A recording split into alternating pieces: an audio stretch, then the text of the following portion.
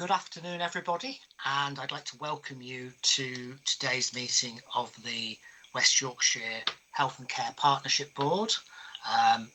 Meeting online today, and it's our first meeting of the new year. We meet 4 times a year, and this is the meeting that brings together a range of organisations who talk about our shared mission to join up services and support invest in ways that improve the health and future well-being of people in West Yorkshire. We've got quite a lengthy and packed agenda today. The update from Rob Webster, our partnership lead, and I've just remembered I should have said, of course, that my name's Councillor Tim Swift. I'm the chair of the partnership and also a cabinet member for public health in Calderdale. Apologies. So after the update from Rob, partnership lead, that will lead into a discussion about the implications of new government policies. And also, I think between those 2 items, there are 1 or 2 quite significant developments over the last few days that I know some colleagues will want to talk about. And then the second half of the meeting very much looks at our commitment to building a diverse leadership and to reducing health inequalities. And we'll be joined by Dame Donna Kinnair, who'll be feeding back on her review of the work that was carried out 3 to 4 years ago. Unfortunately, we have a couple of clashes with local authority meetings today, so that does lead to some absences. Both the Cabinet at Kirklees and full council at Bradford are meeting this afternoon. We are working very hard to try to make sure that the calendar for the rest of the year ties in. It is sometimes very challenging with the number of different organisations and meetings we have. I'd just like to start off by saying thank you to all our colleagues within the wider health and care system. I know that we've experienced some really intense winter pressures, incredibly challenging, with a surge in demand, a big rise in the number of people who have been unwell with seasonal and respiratory illnesses, and of course we've also had some extremely challenging weather conditions. So we really do appreciate the work of all our colleagues that's gone into keeping people safe and keeping our services running. Secondly, I think we probably all want to share our congratulations to Bradford as we enter into their year as City of Culture for 2025. The UK City of Culture scheme was introduced in 2009, promote the role of cultural regeneration in growing our cities, and every 4 years 1 city is chosen. So it's fantastic that Bradford was chosen to take over the mantle from Coventry, and a real opportunity to highlight the rich cultural diversity of Bradford, its historical significance, and its growing reputation as a creative hub. Also, this will, as planned, be the last partnership board meeting for a number of our colleagues. So first of all, Len Richards, the Chief Executive at Mid Yorkshire Teaching Trust, is retiring in spring. Len's a long-serving and established NHS leader in the UK and internationally. He's worked in the health sector for over 30 years, serving as Chief Executive of Cardiff and Vale University Health Board in June 2017. Before that, he served as a Deputy Chief Exec of South Australia Health, working on system performance and delivery for the Australian government. Secondly, in July 2024, our colleague Carol McKenna announced her decision to retire from the role of Accountable Officer for Kirklees Health and Care Partnership at the end of March 2025. Carol has worked for almost 33 years in the NHS, 25 of those in Kirklees. And then later last year, Anthony Keeley announced he would be stepping down from his role as the ICB's Director of Planning and Performance after almost 36 years in NHS management. He stepped down from that position at the end of December, but he's not leaving us just yet, as he's continuing to work for the ICB on a part-time basis until the end of March 25, whilst he continues to lead the review of our place partnerships across the system. I'd also take this opportunity to welcome Lou Auger as the Interim Director of Planning Performance, who's formally taken over the role on an interim basis from the 1st of January. So I'm sure we'd all want to pass on our thanks to Len, Carol and Anthony for their leadership and their contribution to our health and care services. Also, since the last meeting, Leeds City Council have announced the appointment of Ed Whiting OBE as their new permanent chief executive, and Ed has now commenced this post. He was previously the Director of Cities and Local Growth in the Department for Business and Trade, and then the Ministry for Housing, Communities and Local Government, based in Leeds. And he led place-based economic growth partnerships with UK mayors and other leaders, as well as holding senior civil service roles previously in Her Majesty's Treasury and 10 Downing Street. Before that, he worked in the private sector as Director of Strategy for Welcome, where he led the development of their organisational strategy and was executive sponsor for equality, diversity and inclusivity. I know Ed's not able to join us on this meeting today, but again, very much welcome to the partnership, and we look forward to his future contributions. Finally, I know we're all very familiar with online meetings, but if I could just ask people to mute your microphones when you're not speaking or presenting. But of course, if you are speaking, then please make sure your camera is on as well. If you use the raise hand function or chat function to let me know if you want to contribute to the discussion, I will do my best to bring you in at the appropriate times. Thank you, everybody. So that's more than enough for me for the time being. So let's move on to item 2, which is questions and public deputations. We invite public questions as part of our commitment to transparency and accountability. There were 2 submitted in time for the deadline of 1:30 yesterday, and I'm going to ask Laura Ellis to introduce them. Thank you, Councillor Swift. Hello, I'm Laura Ellis. I'm the ICB's Director of Corporate Affairs. As Councillor Swift said, we've received 2 questions. I'm going to read out the first question, then I'll pass to Shaukat Ali Khan, our Chief Digital and Information Officer, to respond. He'll then pass back to me to read out the second question, and I'll refer back to him to read out the second one, as they both relate to digital matters. So the first question we've received is from Amber O'Sullivan. I'm going to read out a summary of the question, which is in respect of the implementation and use of the Federated Data Platform, or FDP. The question makes reference to encouraging allyship within our EDI strategy, linking this to international human rights and the use of AI. It makes reference to the procurement of the FDP and asks whether the use of the FDP will be taken into account in the EDI strategy. We are also asked about our stance in the use of the FDP. I'll pass to Shaukat. Thank you. Thank you, Laura, and good afternoon, everyone. The Federated Data Platform, which is called FDP, is a national initiative and procurement led by NHS England. The ICB Equity and Fairness strategy will not include any direction on the use of the Federated Data Platform. From the West Yorkshire ICB is currently undertaking a number of pilots underway utilizing the FDP across West Yorkshire.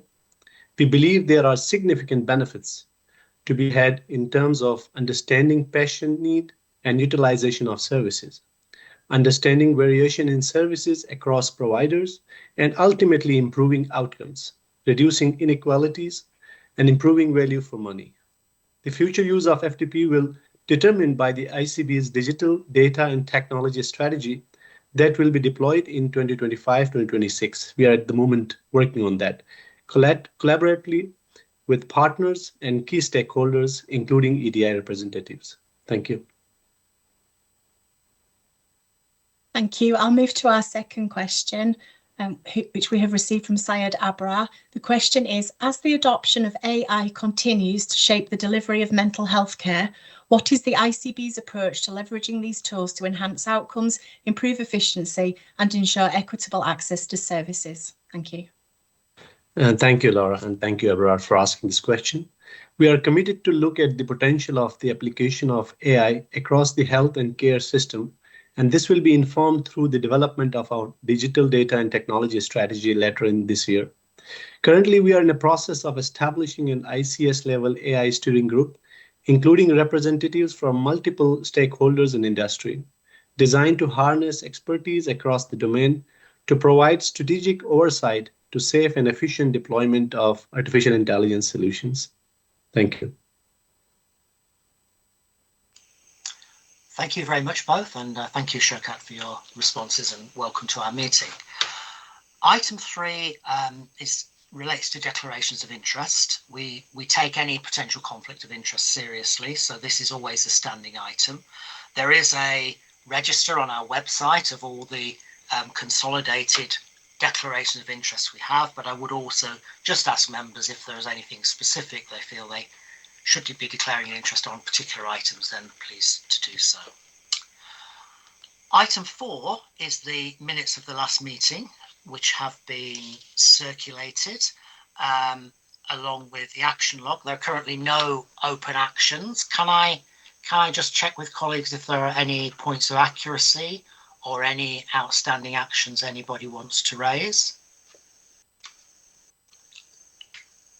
I'm not seeing any hands, so I'm going to take it that we're happy with those and can approve those as the minutes. Thank you.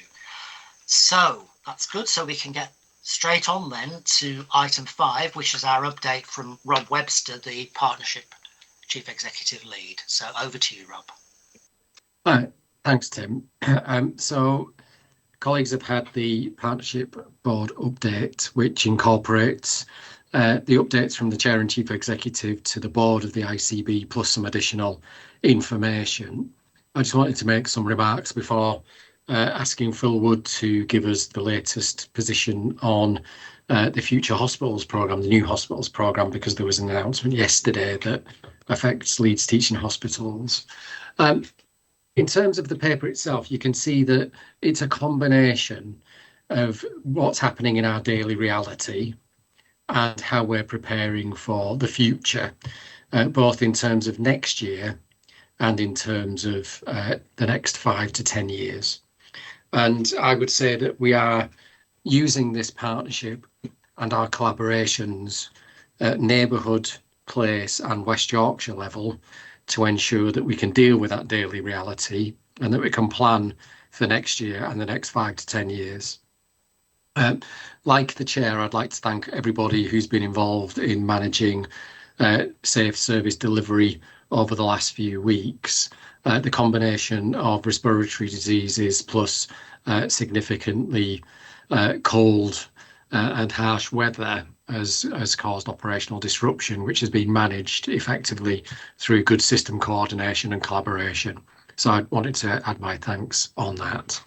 We continue to work through the winter and will ensure that as we do, any significant improvements or lessons that we need to learn as we go through each of the cycles of weather and respiratory disease, etc., fed into the system. If you think about the short term, then that's what we're doing. If you think about next year, planning guidance at the time of writing of the report hadn't been produced. It's not yet been published by NHS England. We do have some indication of some planning assumptions that we should be using, and as we expect there to be substantial financial pressures next year, we're not waiting for the full guidance to come out for us to get on with the planning. So planning's been happening in our organisations and our places across West Yorkshire for some time, based on some expectations of what might be required of us. So the paper covers that in a little bit of detail and recognises that that planning incorporates two broad elements. Firstly, the things that nationally we are required to do, which, as we know from Health Watch colleagues, maps quite well onto what the public want from a health and care system, in terms of elective waiting times, access to urgent services, access to general practice, dentistry, etc.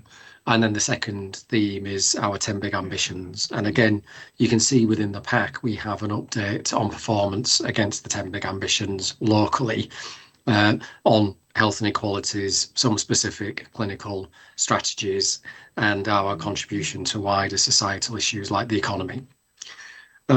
So that planning is continuing. We anticipate allocations and the planning guidance from NHS England to come shortly.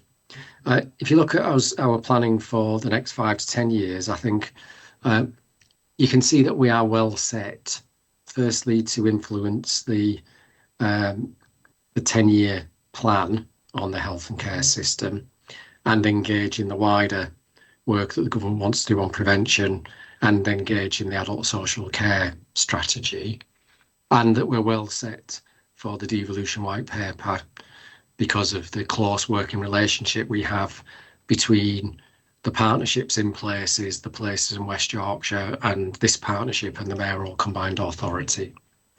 And it was really fantastic to see, as we believe real change happens in real work, that we're one of the systems in the country that's being backed in the government's desire to help support people into work who are economically inactive. So that's an investment of around £20 million between the combined authority and the NHS, which we are overseeing collectively. And Jen Connolly, who's on the call, is leading that really brilliantly with colleagues from across the system. So I think that combination of partnership, working, collaboration, which has served as well in really difficult times, will have to continue to serve as well through really difficult times, I think, whilst we also keep a focus on our ambitions. The economic strategy that we have as West Yorkshire, the opportunities for us to work with partners in terms of creativity, in terms of medical technologies and innovation. Those opportunities are substantial, and we must keep those in view as we think about some of the operational challenges that we face. So those were my introductory remarks, but I'd quite like Phil Wood, Professor Phil Wood from Leeds Teaching Hospitals Trust, just to tell us a bit about the new hospitals programme and the announcement yesterday, if that's okay, Chair. Yes, of course. Thank you, Phil. Thanks, Rob, and thank you, Chair. For those who don't know me, I'm Phil Wood. I'm Chief Executive at Leeds Teaching Hospitals. Thanks for the opportunity to come and brief the board. As members may be aware, after the new government came into power, they launched a review of the new hospitals programme, the 40 hospitals programme initiated by the previous government, with a commitment to that review reporting by the end of last year to government. Yesterday, the Secretary of State for Health and Social Care presented in Parliament the decisions based on the recommendations from that review. The programme of 40 hospitals, as will have been seen in the media, has been severely curtailed, and Leeds Teaching Hospitals has been placed in wave 2 in terms of delivery. That's extremely disappointing to us because the timescale for that is to start construction after 2030. We have been ready since 2019, effectively, with planning permission in 2020, a cleared site, and readiness to proceed to construction of a new regional children's hospital, maternity and neonatal facility, and additional specialised adult services. Clearly, at the moment, therefore, the implications of that are being digested. We're working with the new hospitals programme to understand what can happen. But of course, we'll also need to understand the delay and impact this will have on our hospital services on both sides of the city, and our significant backlog of ageing estate and maintenance that is required. So I don't think there's anything else to update at this stage. Obviously, the statement and letter came out yesterday, and we're still working through the details and implications of that. Thanks, Rob. Thanks, Phil. And I think members of the board will be aware that with our perspective on things, this is an issue about service, and it's an issue about the economy, because the social return on the investments we want to make into the new hospital are substantial in terms of local businesses and jobs.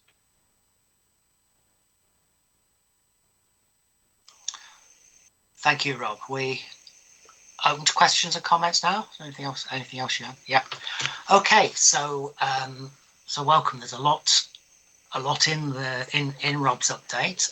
Is there anything anyone wants to comment on or add further questions on?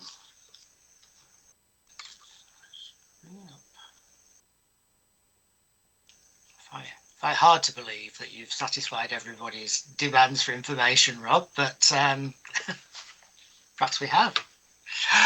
Kathy, yes. Thank you, Councillor Swift. And colleagues will note that at the end of Rob's report, there is also my ICB Chair's report, which went to our last board meeting in public on the 17th of December. So as an ICB board, we now meet quarterly. Many of the board members are part of the partnership here. So there's a variety of information there. One point that's in Rob's report and mine is around our response to the 10-year plan. We're really, it's fantastic news that Rob has been invited to work at Department of Health level in informing and co-chairing a group to inform the 10-year plan. But I also, within our system, our colleagues are working in all places, including through work from my colleague, Paul Hemingway, who's on the call today, and the ICB communications team, to make sure that we are reaching out through services, to a variety of forums, including voluntary and community and social enterprise sector, to gain people's views. And Tim, what we'll have for the next meeting, next time we meet as a partnership, Paul's going to provide a summary of what those views are and the themes that have come through, and the critical friendship, I'm sure, that will come through to the system and us as leaders. And that information will also go through to the 10-year plan. We just didn't want it to be lost and just sent nationally, and for us not to have an opportunity to review it. So that's one point. There's also something that both Rob and I have shared, and my colleagues in the next item will be talking about, is responding to the 3 big shifts outlined by the Secretary of State, including that shift to neighbourhood healthcare. Colleagues are aware that we've been working on an integrated neighbourhood blueprint throughout this financial year. And I'm really pleased that colleagues who are part of the West Yorkshire Community Services Provider Collaborative are working together at the moment on moving that intention to a reality. We've got lots of great practice in all 5 of our places on neighbourhood healthcare between local government, the voluntary sector and the NHS, but we need to build further on that to define what that is for us. So Tim, I'm also inviting some of my colleagues on the call today throughout this meeting to us to share their views on neighbourhood healthcare. It's something we all believe in, but we need to make that transition a reality as well. So some points from me. Thank you. Thank you. Perhaps I could ask certainly both Rob and Kathy. I mean, in terms of the 10-year plan consultation, obviously at one level that's the kind of big conversation, big conversation encouraging people to say what they think about health that we've seen before. I suppose from our perspective, and perhaps also, in line of those 3 big shifts that Kathy's just mentioned, are there things that either in terms of wider public perception or partner perceptions that are particularly important to us in terms of helping us shape a bit more closely what it is we want to do in response to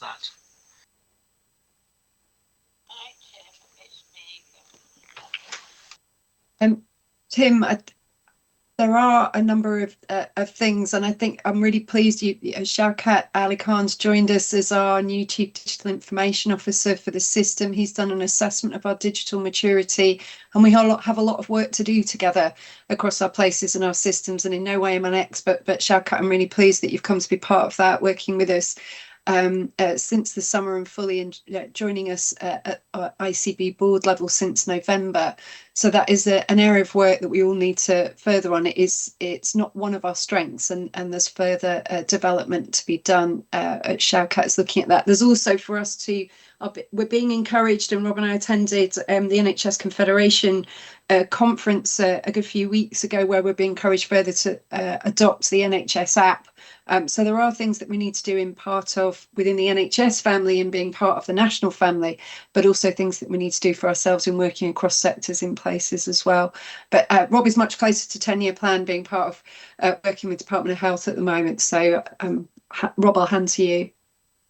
So I think the first thing we've got to do is see the 10-year plan as one of 3 elements of the government's mission. So the first is that cross-Whitehall piece on prevention. The second is the 10-year plan on health and care, and the third is the reform of adult social care. I think we would continue to press for the reform of adult social care being a significant priority that needs resolution. I think we would and rightly in this forum particularly, want to see the Cross Whitehall work on prevention being driven as a cross-government initiative. And we're grateful, I think, that Tom Reardon is the second permanent secretary at the Department of Health and Care who's helping to shape that.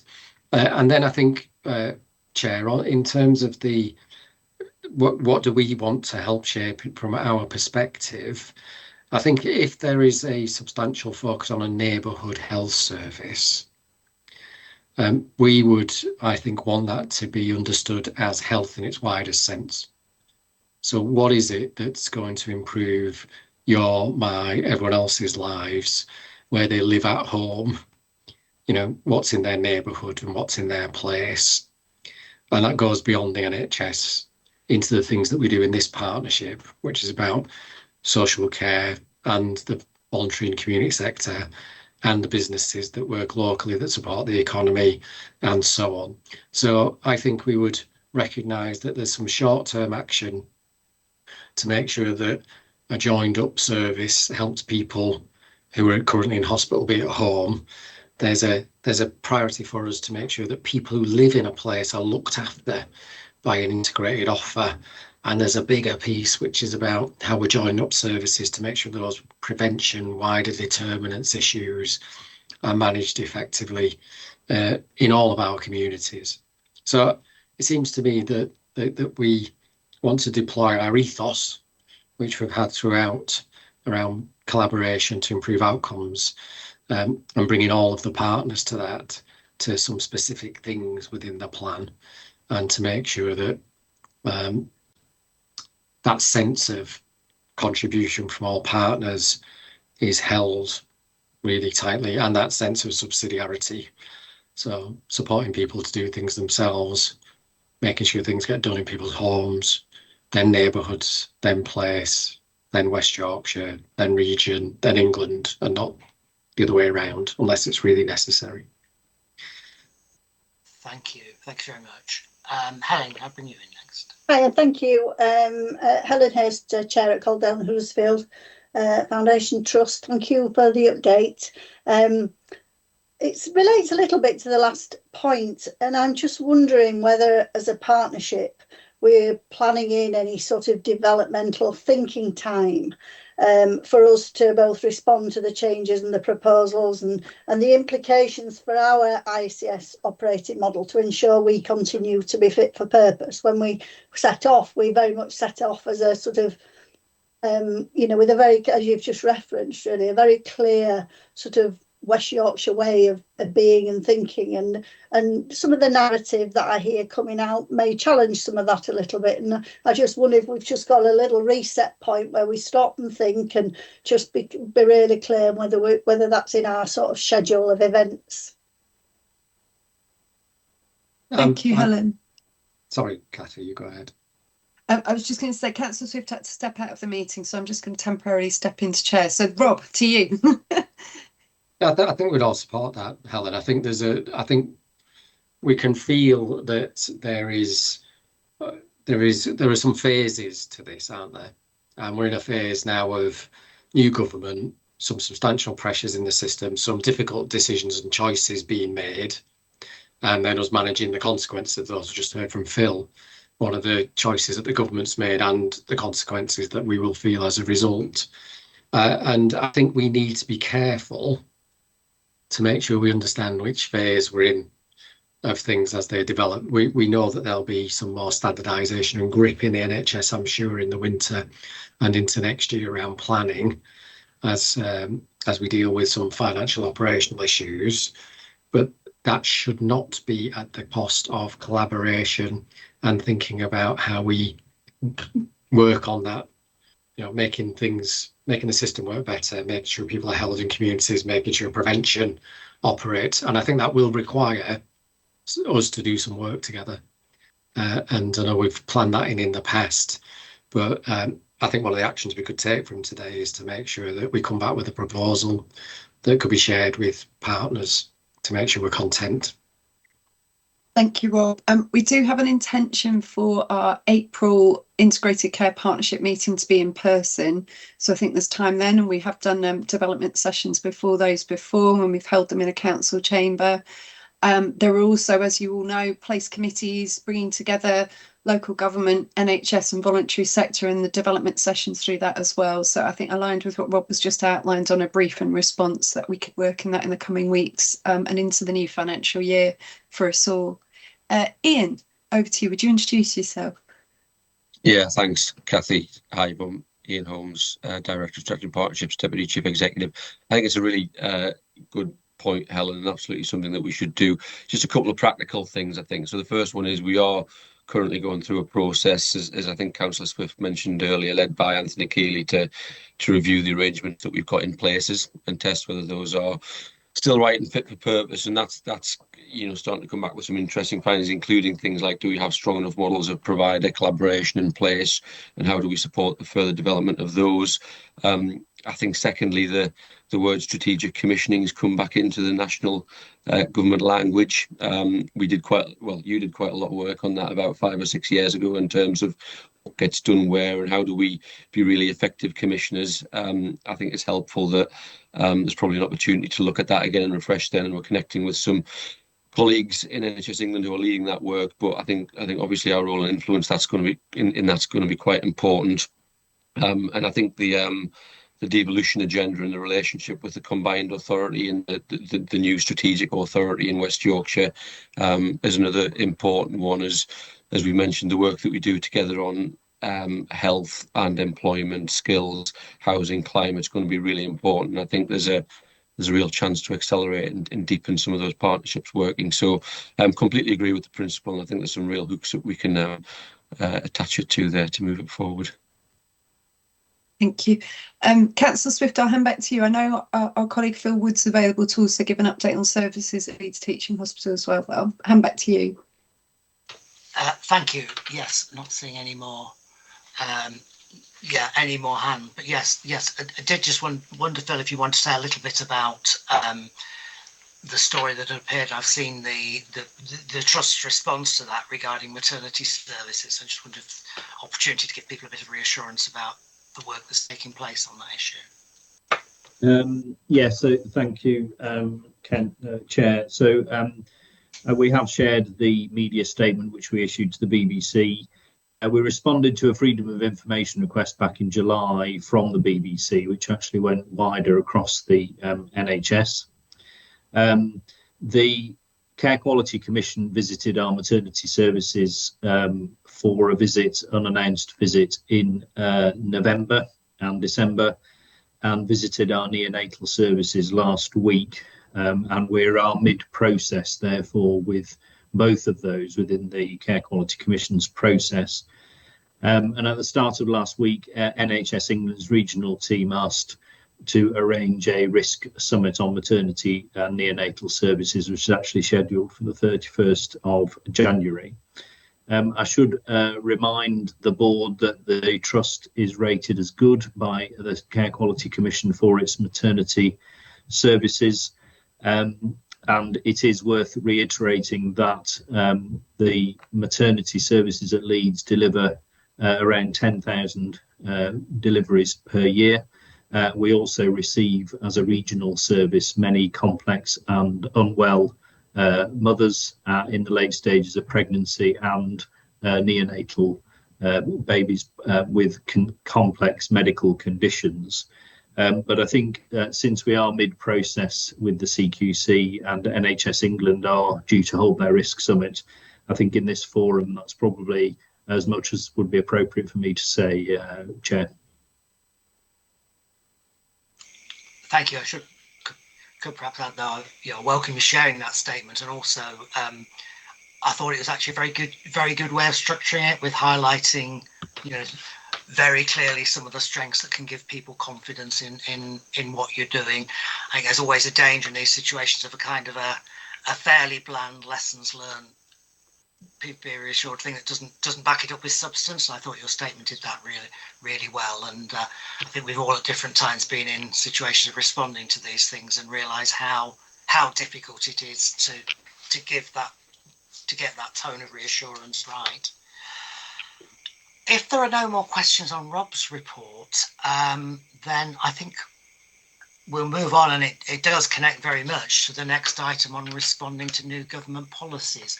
I'm not quite sure, has Tracy been able to, Brabin been able to join us yet? So. Tim, yes, I'm here. I was here for the last 20 minutes. So super. Sorry. I'm lurking in the background.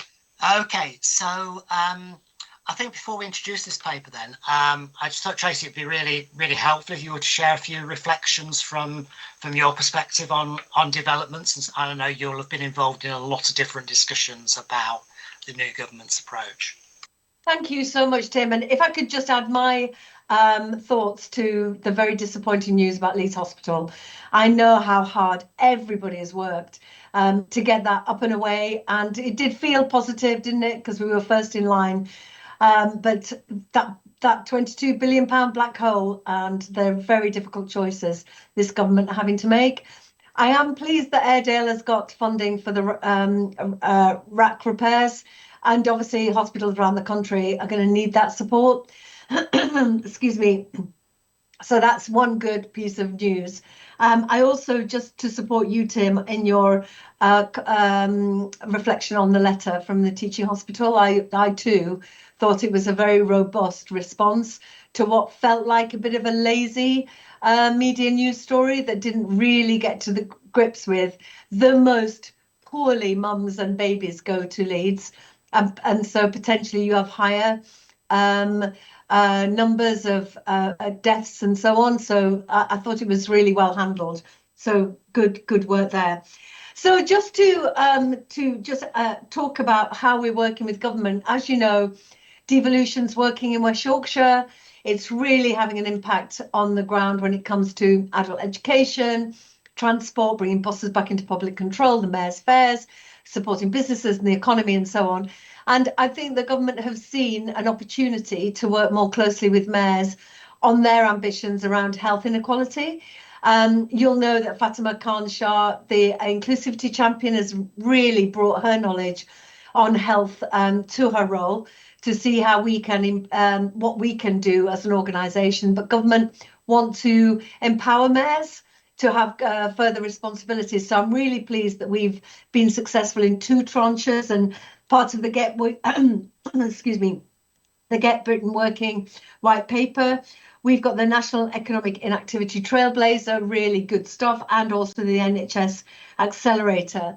That's going to be more challenging, I think, because that's how do we stop people falling out of work before they become ill. And I do see our Fair Work Charter as a bit of a secret weapon there. The businesses that have signed up to the Fair Work Charter are businesses that want to do better.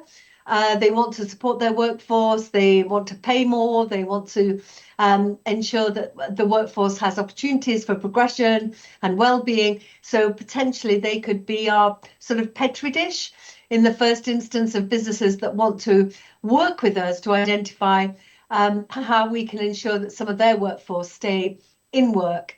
It is a very tricky area, isn't it? Trying to get people well enough to get into work. But I do think with the devolved powers over quite a Venn diagram of responsibilities, including police and crime, we can draw together, working with our partners, a really good, robust offer. Now, the challenge is we've got to deliver in a year. So, I mean, you'll know better than me how long these things take to get up and away and also to have impact. So, as Ian was saying, partnership is the way forward.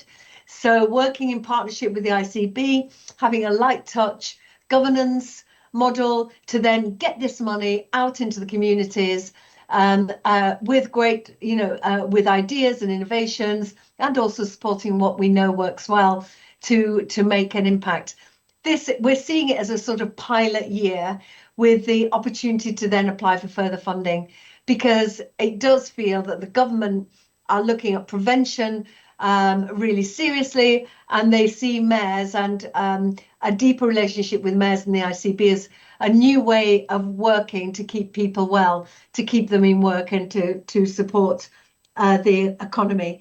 Also, I think supporting the social care workforce. You'll know that Baroness Casey was doing the review. Slightly a bit of a hiatus there because now she's looking into a review on CSE, historic child sex exploitation. Not quite sure. She's an amazing woman. I'm not quite sure how she's going to spin all those plates, but I'm sure if anybody can do it, she can do it. But also just to tell colleagues on this call that everything we're doing is absolutely driven by our growth plan. It's a £7 billion investment over 10 years that hopefully will grow our economy to the tune of 26 billion. So we are ready to invest and to deliver. And I do think working with our partners in the ICB more closely, I think it is going to be a really, exciting step forward. Of course, we might fail, there might be missteps because we're just working our way through it. But I think we have a strong enough relationship to be able to identify what's not working, to junk it, and to move on to things that do work. So I've met with Jen and with the teams to understand how we can be helpful.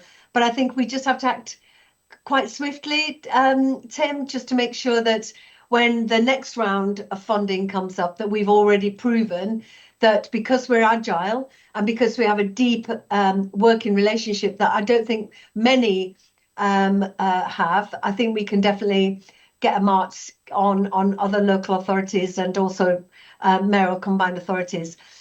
Just to say also, for those that aren't across it, that we have been defined as a mayoral strategic authority, which means we're getting that single settlement in 2026, which hopefully will give us those greater freedoms and flexibilities to have more impact across our requirements, particularly around health. And also, it was great to have the launch of the Creative Health Hub last week at Huddersfield, and I know that has landed quite well with government, and Wes Streeting and others are very interested in what we're doing. So I believe that the Creative Health Hub and that ambition can really support the work that we're doing on the Get Britain Working Plan, because it's about well-being, people's mental health particularly, and also trying to get businesses to come with us to support their workforce. And if anybody on this call works with business or has a business, please do sign up to the Fair Work Charter. We want thousands of businesses to be part of this movement for better employment across the whole of West Yorkshire. Thank you, Tim. Happy to take questions or anything you need. Thanks very much, Tracy. I'll ask Ian and Hayden to introduce the paper now, and hopefully there'll be an opportunity for you to come back in that discussion, if that's okay. So Ian and Hayden, over to you. Yeah, thanks, Councillor Swift, and thanks to Hayden for writing the paper. I actually think the paper's been really well introduced by a combination of what Rob said as part of his opening words and what Tracy just said. I guess just to kind of emphasise a couple of points, really. On the 10-year plan, we are pretty much midway through the engagement process that NHS England are leading, with the expectation that the plan will be published late spring, I think is what is being said. You'll remember that the Darcy review came out last year, which set out a kind of a baseline, if you like, for the state of health services in England, and the 10-year plan is the response to that. So the work that will happen over 10 years to transform the health service and restore the standards that as Darcy described, have dropped in recent times. We are increasingly getting an understanding of what will be in that document, and paragraph 6 sets some of that out. So we understand the 3 shifts: analog to digital, treatment to prevention, and secondary care to primary care. We expect there to be a lot of focus on the neighbourhood health service within that document. This is broader than just integrated neighbourhood teams, and I think there's recognition nationally that the national incentives, planning arrangements, financial flows need to change to really enable that, as well as concerted effort across ICBs to deliver it. We know that there'll be more of a focus on strategic commissioning And as I mentioned earlier, we're working with colleagues nationally to help define that and understand what that means in our context. Clearly, the priorities around efficiency and productivity and delivering value for money will be front centre of the medium-term ambitions, given the financial pressures that we face as a system. And there's also going to be hopefully clarity around the oversight and performance management arrangements across the system. Remember that there was some announcement last autumn around NHS England taking on the role of performance management and away from ICBs. So clarity around what that means and how it will work in practice, I think will be welcome. So that's work's developing, and Paul Corrigan, Paul Hemingway, who's on the call, is leading a lot of the engagement work across West Yorkshire to ensure that our voice and our contribution to that process is being heard. Clearly, the financial context for it is pretty bleak in this country. The significant financial challenges. As Tracy mentioned, the Getting Britain Working white paper is a key part of that, and it's fantastic that West Yorkshire is receiving the £20 million as an accelerator and as a trailblazer. Jen's on the call, so she might be able to pick up any questions about the work that we're doing to rapidly mobilise to deliver a target of 1,300 people kept in work or taken out of inactivity over the next 12 months, which feels quite challenging in terms of timescales, but also a fantastic opportunity. And again, Tracy's mentioned the devolution white paper, the fact that we're pretty well positioned around that, but there's opportunities to go further around the employment and skills agenda, around the role of strategic authorities on health inequalities, and really kind of deepening and embedding the partnership arrangements that we've already established with the West Yorkshire Combined Authority. So we are continuing to try and influence nationally as much as we can. We're continuing to test our local arrangements to ensure that they continue to be fit for purpose and responding to the national direction of travel. At a high level, the stuff that's coming out of government feels like it's aligned and supportive of what we're trying to do in West Yorkshire, but there's clearly a lot of detail to be worked through in the coming period that we'll continue to help influence. So that's all I wanted to say, Councillor Swift. I don't know if Jen or Hayden have got anything they'd like to add before you open up the questions. Welcome, Jen. Possibly not. No. Okay, so yeah, a lot covered there in Tracy's introduction and Ian's paper. So I'll welcome questions, comments, and views on our response to this.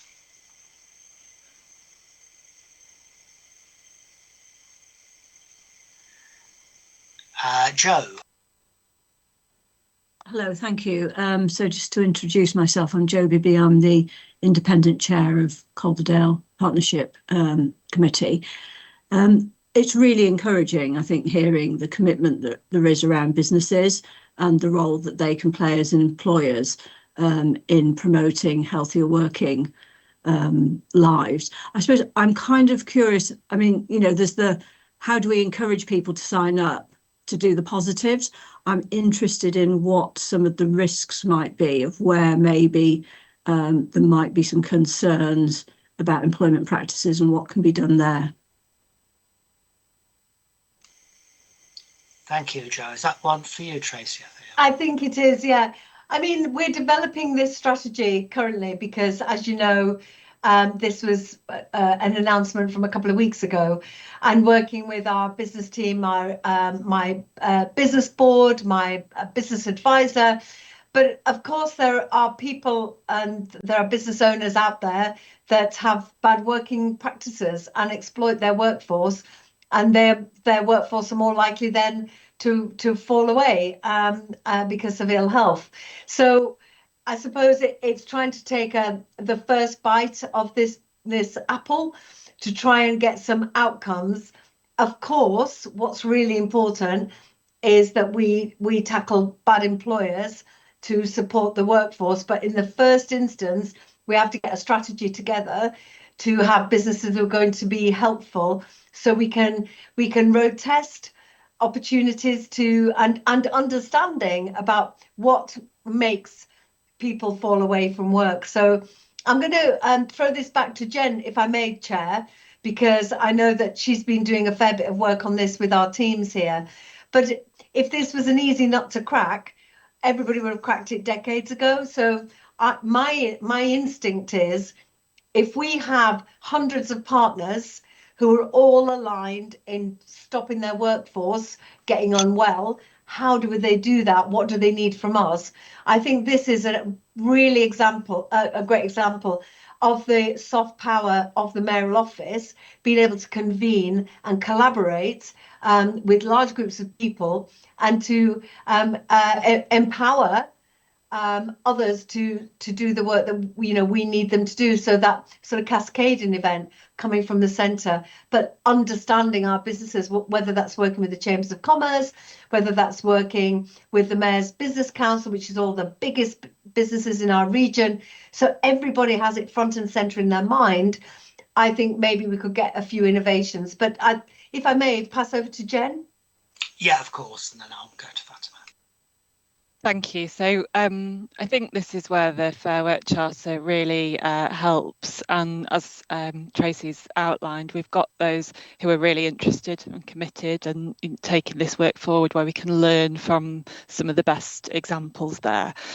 The Charter has always been seen as bringing people on a journey. So we don't have a threshold to kind of the entry point of that journey.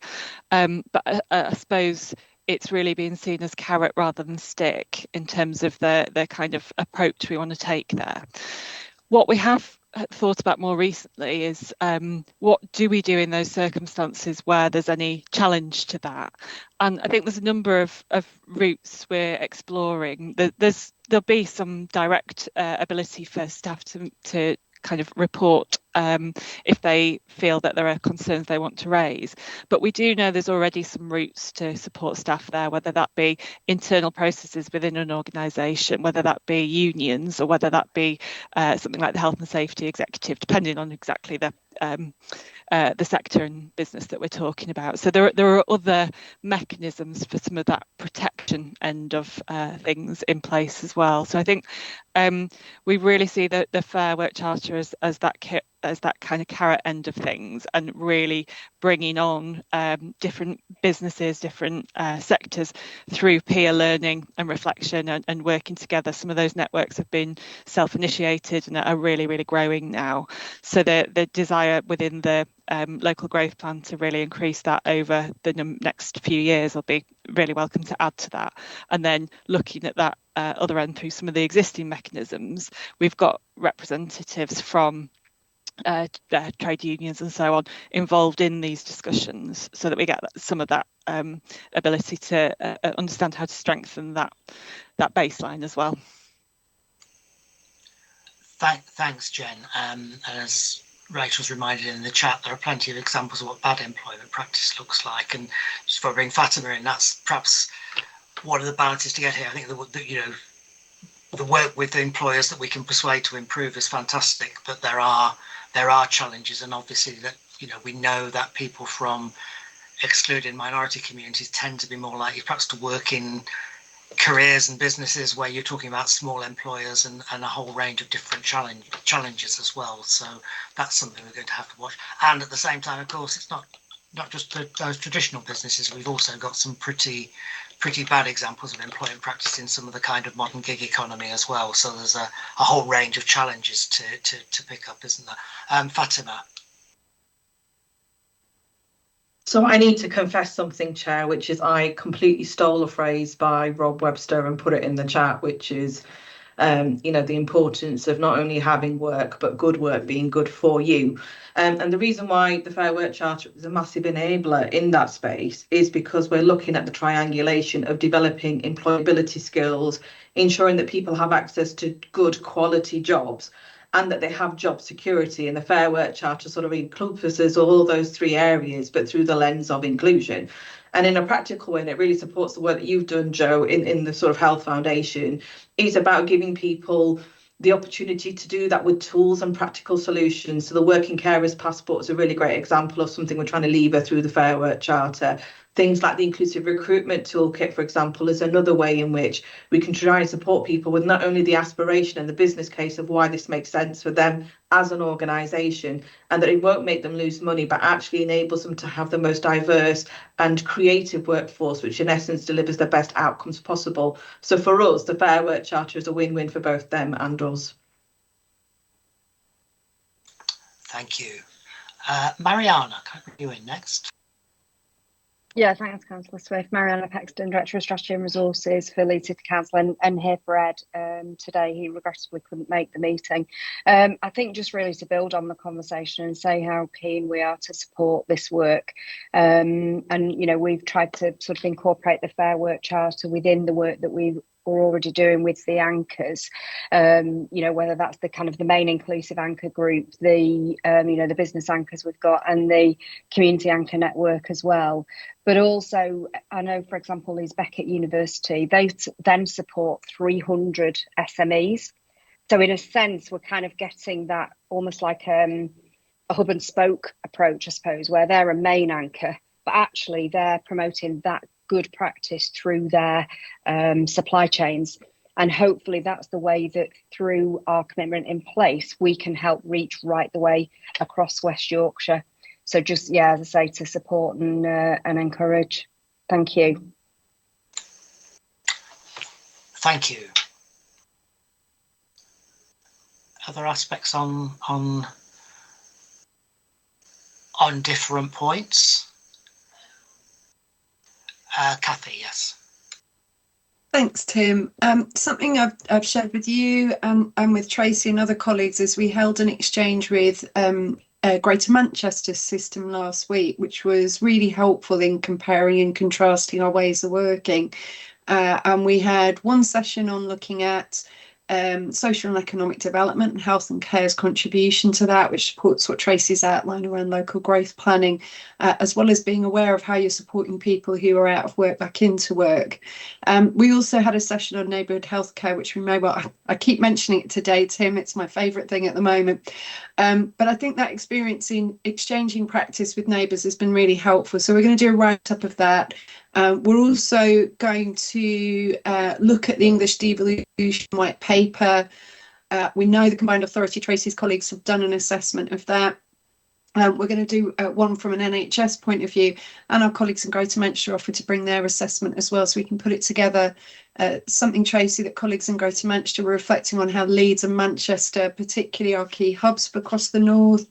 We also was two Combined Authority areas and two systems for health and care are incredibly strong and present, and our profile is up nationally as well, that this is an opportunity to exchange practice. So we'll share that review and as appropriate, but it's always helpful to learn and compare and contrast with neighbours as well.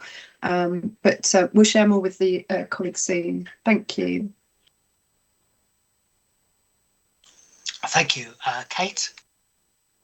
Hi there, everyone. I'm Kate Sims, Director of People at the ICB. I guess I was reflecting on some of the conversation, in particular about the reference to good work and sadly poor employment practices, but also some of the good work.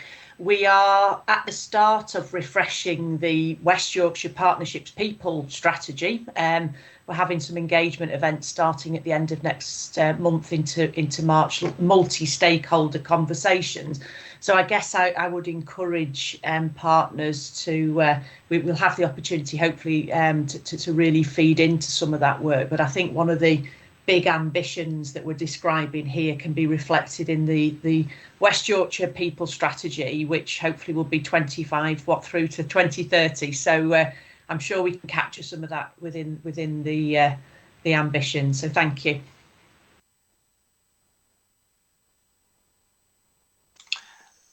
Thank you, Kate. Sorry, just lost my screen.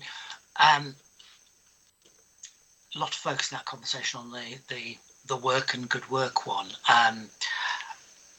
As Ian touched on in introducing the paper, the big challenge for us in all of this is that doing this in a context where it's quite clear the financial framework, both for the NHS and for other partners, is going to remain pretty tight and pretty challenging. And I suppose not the usual point to make from a local authority point of view, but whilst we might talk in general terms about kind of a left shift and shifting resources away from acute, we also have the reality that the international comparison suggests that we actually have one of the lowest levels of hospital base, bed base, particularly for similar nations. So in a sense, it feels to me we're trying to do this work in a situation where some of that squeezing down of efficiencies within the NHS has already happened, without the corresponding investment in community and wider society. Indeed, we've seen the opposite in terms of wider services. I suppose my other worry, I've thought about this more from a national perspective, because I think the partnership we've got in West Yorkshire puts us in a good place to get this right. But I am concerned that in some parts of the country that a shift to prevention shouldn't mean the NHS trying to do things that other partners are better at doing.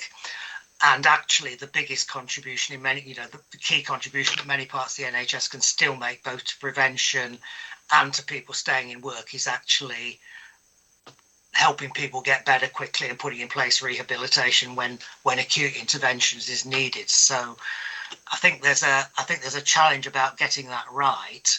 And I think the challenging message back to government is still that some of this resource needs to go into local authorities and into social care at a time when, as we've seen, it's easier for political priorities to say, oh, let's invest in the NHS because it's popular,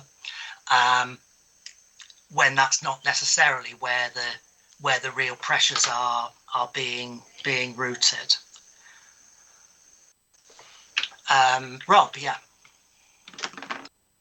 So I think there's probably something, Chair, as things become clearer about the reality of the new government's policies and spending plans through the spending review, etc. We might want to consider, so it plays a little to what Helen Hurst was saying earlier, what do we want to offer back? I think we've done well in reinforcing that we're in a collaborative system here, which includes national players as well as regional and local ones. And we probably would like to be able to demonstrate that we can, pick up the reins and do some of the work in return for either investment freedoms or some other levers that we want to be able to pull. And I think that's what we've done with the work on keeping people in work, getting people back into work. So it might be that over the next few months, what we develop is kind of what's our plan and how does it support national ambitions to deliver better for local people. And that might be something that we bring here, which allows us to demonstrate that the work that Tracy and the Combined Authority are doing around the economy, inclusive growth, the Fair Work Charter, creative economy, etc., and the work that we're doing in the health and care system are aligned and able to offer something which is going to feel better into the medium term, whilst not pretending that there aren't short-term issues for us to deal with. So it might be that Ian and Jen and others might want to put some thought into that. Thank you. Ian? Yeah, thanks, Councillor Swift. So just on your question about how you essentially move resources and move the money, which is it feels like it's been the $64,000 question for a number of years in a system that's got a strategic ambition but is constrained financially. We did have a good debate about this in the community provider collaborative yesterday. A lot of the colleagues on the call here were in that one as well. And I think if we get into a position where we're talking about taking money out of acute hospitals and putting it into community providers, I think we've lost the argument, because you can see how pressured the acute sector has been over the winter, and the concept of taking a chunk of money out of that sector in those pressures, in the context of those pressures, feels really difficult. I think we need to talk about how we collectively use our resources in a more integrated way within places. We've got integrated providers across West Yorkshire. We've got really good examples across all 5 places about how resources have been brought together in different ways to offer more integrated services closer to where people live. That shouldn't mean that one sector wins and one sector loses. It means you need a different way of collaborating and integrating services across providers, I think. So, Karen, I don't know whether, Karen Jackson, you were part of that conversation yesterday. I don't know whether you've got any reflections on that, but it feels like that's the kind of territory we need to get into and have the right models of provider collaboration in place to allow those conversations to happen. Yeah, I absolutely agree. This is, if we get into debates about moving the money, we'll never move it because the mechanics are really hard. If we talk about how we collectively use all the resource we've got between all of us, that'll make a big difference. I do think we need to avoid getting into discussions of integrated providers and whether, if we get into restructuring discussions, that's defeating the object. This should be about the way we integrate how we deliver care rather than a great long debate about, smushing providers together, which diverts attention. So I do think that integration of services for people where they live is absolutely critical. Thank you. Brandon. Thank you, Councillor Swift. I think I'm behind the scheme. I think there is something about our language. I don't like the economically inactive phrase, because I think some of that inactivity isn't through choice, which makes me think about, I take your point, Rob, about how we engage about what our offer is, but how do we engage with our communities to ask them what they want? So if I think about my organisation, what we've done is work with our local colleges to test out the students' thinking about what they want from employment. Because I think we have a current workforce and we have a future workforce in all of this. And as part of that engagement, and that is probably an OD exercise, I think, that Helen's describing on a much broader scale, I think we should be bringing some of our clinicians in to the debate, because I think perhaps the situation or the context that we find ourselves in is that people will have a diagnosis which comes with potentially a label that speaks to the inactivity or the ability not to work. So I think there's a huge cultural piece to all of this, but I'd be keen to test some of this out with our communities who are either not able to work currently or are thinking about work for the future, because I think some of the ideas should come from them. Thank you, Brandon. Jen. Thank you. It's such an important point, and actually something that we've already commissioned. So for West Yorkshire, the ambition in this space is under the Work Health and Skills Plan that's being developed at the moment with that community insight. So it's really, really driven by that community insight into what are the gaps, what are the challenges, what are the experiences that we can build on and learn from, with the existing services brought into that discussion as well, to really build that. We were well underway with that activity when these particular funding opportunities have come in. So we're working hard to make sure we frame all of this under our Work Health and Skills Plan. It's just a bit of a timing thing, and the economic inactivity is the metric, not the cohort, if you like. It's the metric that is being used, but our ambition is around a Work Health and Skills Plan. And that's what we want to see for the region, for our communities, and that's how we'll build our approach, using these particular opportunities to deliver some of that in the next year. Thank you, Jen, and thank you to everybody who's contributed to that debate.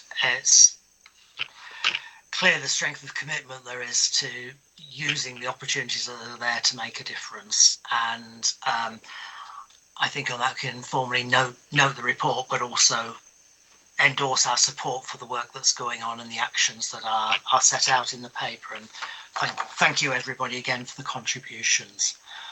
I'm going to take us on then to item 7, patient and public voice, and I'm going to ask Lauren to introduce this. Oh, hi everybody. My name's Lauren Phillips. I work in the Corporate Affairs Directorate at the ICB. Thank you, Councillor Swift. So linked to item 10 on today's agenda, which focuses on our ambition to address the health inequality gap for children living in households with the lowest incomes. I just wanted to share some excerpts of a recording. So this is from a lady called Emma. So Emma's the founder of Self for Children's charity, which provides mental health support for children and young people who live particularly in Skipton and Craven. The recording that I'm going to be sharing some excerpts from has been produced by an organisation called Health Equals, and it's part of a bigger series called Mile in My Shoes. What I will do is, after we've heard the recording, I will share a link to it in the chat, so that if anybody would like to listen to the full recording after the meeting, they can do. And also I will share the site where you can sort of interact with some more of these Mile in My Shoes recordings from various people, largely working in the voluntary and community sector, around providing support to children and young people. So apologies if this is a little bit clunky. It isn't a video, it is a recording. And because I'm playing excerpts, I just need to make sure that I'm sharing things in the right order, but hopefully that will work. So I'm just sharing my screen now. And I'm going to press play. Thank you. People think that when children grow up in the countryside, they have a great life, and for the most part they do. But for some children and young people, especially those who may have a lot of complex issues going on at home or have additional support needs, such as with their mental health, then there just aren't the services there to support them. I'm Emma Pears, and I'm the founder of Self for Children's charity based in Skipton in North Yorkshire. Selfa is a children's charity for those right up to age 25, and we support children and young people with a range of needs, from those who may have profound and multiple disabilities to those who are having emotional and behavioural needs.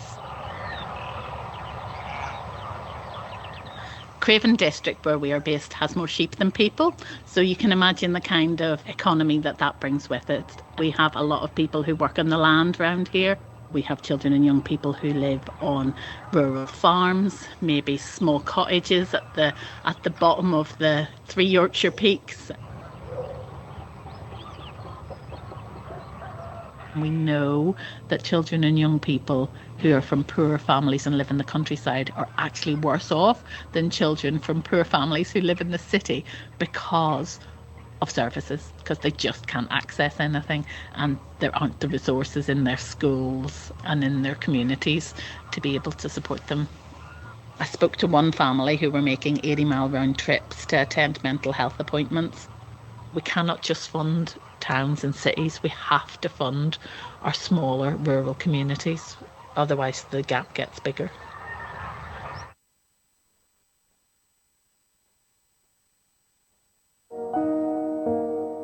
I moved to Yorkshire 24 years ago. I originally come from Northern Ireland, and I grew up in the Troubles. People do think that they're moving to the countryside for a better life, and I think, like my mum said whenever I moved to England, she said, you know, you have to take yourself with you. You know, at that time I didn't realise what she meant, but actually I was bringing all my troubles, all my trauma with me, and you know, it wasn't until further down the line that all really caught up with me personally. And I think that, you know, children who've maybe been affected by, say, domestic violence, and we see that they've moved here with parents, but actually then that starts to present in their behaviour later down the line, and the support needs are there.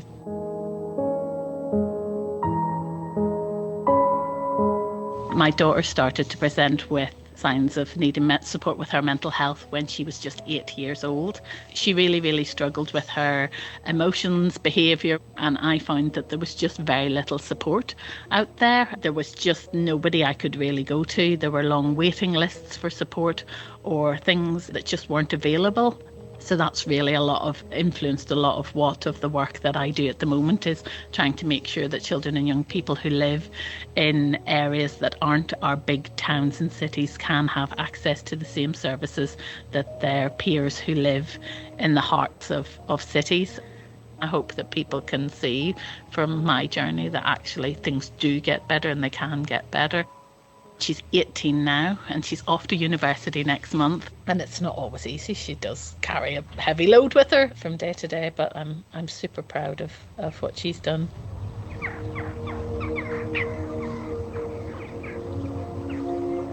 It's very telling when a child comes to you at 9:30 and says, "Is it lunchtime yet?" Because you know what they're saying is, "I haven't had breakfast." A lot of our families are impacted by food insecurity. We have a community fridge here and we provide food parcels for all our families. It's not always families who are on the lowest incomes and on benefits, but quite often we have people who are in employment where they just can't make ends meet. There's quite a high level of rural poverty, so you can imagine that compacted by lack of access to services, your access to food banks, to cheaper food, to affordable fuel. And we see those all coming together to form the perfect storm, really, where families feel that they can no longer cope with the situation that they're in. And I think all those things impact children's mental health.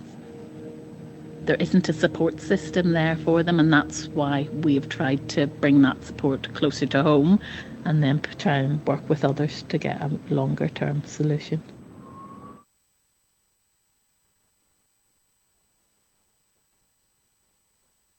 Thank you, Councillor Swift.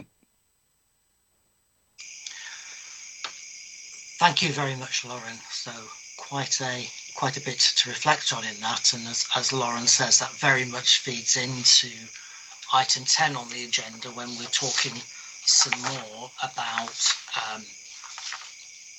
our equalities priorities and how they affect children in particular. We're in the unusual position of being spot on time or slightly ahead on my agenda. So at this point, we're going to take a brief comfort break and we'll resume promptly at 3 o'clock. If everyone's okay with that, I suggest people turn their microphones and cameras off as they're leading and we'll suspend the live streaming. So thank you, everyone.